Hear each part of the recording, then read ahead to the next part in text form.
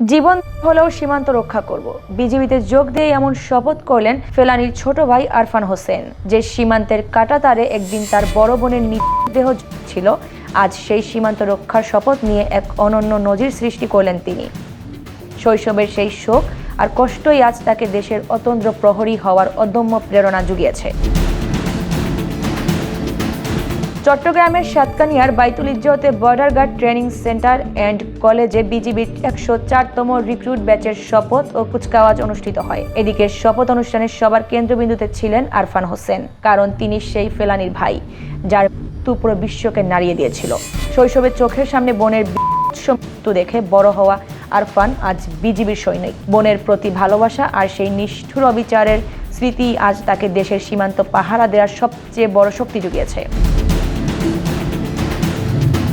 এছাড়া নিজের স্বপ্নের কথা জানিয়ে আরফান বলেন, বোনকে হারানোর পর থেকেই আমার বাবা মায়ের ইচ্ছা ছিল আমি যেন বিজিবিতে যোগ দিয়ে দেশের সেবা করি।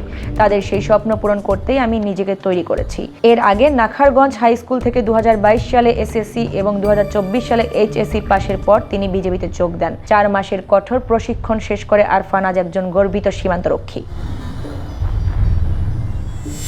পরিবারের আশা ভরসার প্রতীক হয়ে আরফান আজ বিজিবির সৈনিক। আবেগ জড়ানো কণ্ঠে তিনি বলেন, আমার বোনকে সীমান্তে যেভাবে রাখা হয়েছিল, আমি সৈনিক হিসেবে সর্বোচ্চ চেষ্টা করব যেন আর কোনো মা বাবার বুক খালি না হয়। দেশের সীমান্ত রক্ষা করতে গিয়ে যদি আমার প্রাণ দিতে হয়, আমি তাতে রাজি। এদিকে ফেলানীর রক্তরঞ্জিত সীমান্তের ইতিহাসে আজ এক নতুন অধ্যায় যুক্ত হলো।